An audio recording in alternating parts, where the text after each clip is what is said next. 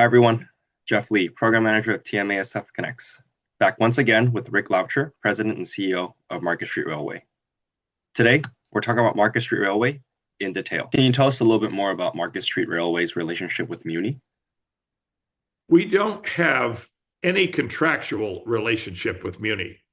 You might know that some other groups that are transit supporters receive money from the city. We do not.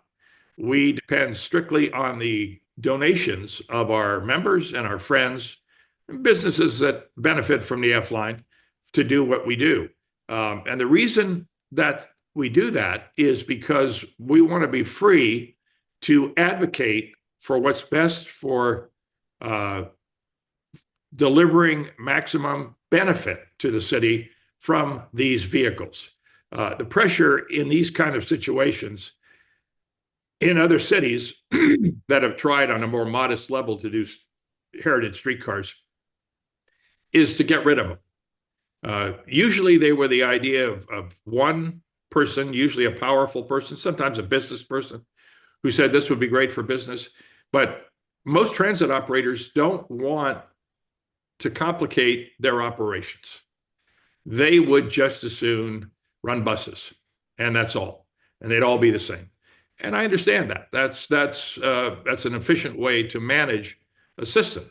San Francisco has always been different, just like New Orleans is, because it's always kept its heritage streetcars, the St. Charles line. But San Francisco has always had the cable cars. And one mayor in 1947 tried to get rid of the cable cars, and he was beaten back by a civic campaign led by a woman named Friedel Klusman. And ever since then, the cable cars have been kind of enshrined, literally enshrined in our city charter. You have to run cable car service because the voters mandated it in 1970. Excuse me. And so the streetcars don't have that protection, but they are tremendously popular and are really strongly supported by businesses along the way, the Wharf community, the Castro community, the downtown community. They know that they enliven Market Street and provide a really important service of carrying people along the surface of the street as an alternative to the subway, so that you see every storefront, every business as you go along. And that helps business in a way that subways that stop every 4 blocks or so don't have quite the same effect. You need both in a vibrant downtown. And in San Francisco, the growth of the F line pre-pandemic, when the subway was overwhelmed with riders at the peak of our employment downtown, the growth of the F line was essential to meeting the commuting needs of downtown workers as well as visitors. And so these are things we remind the MUNI leadership, the board, members, and others in the city that are important.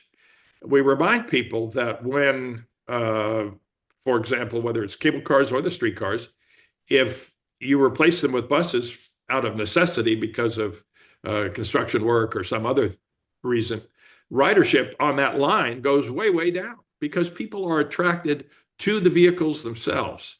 They're not joyriding necessarily, but the ride is part of the trip. The ride is an enhancement to your destination. And few people could say that about bus trips or, even subway trips necessarily. Thank you, Rick. We'll conclude our conversation next time with what's in store for the organization in the future.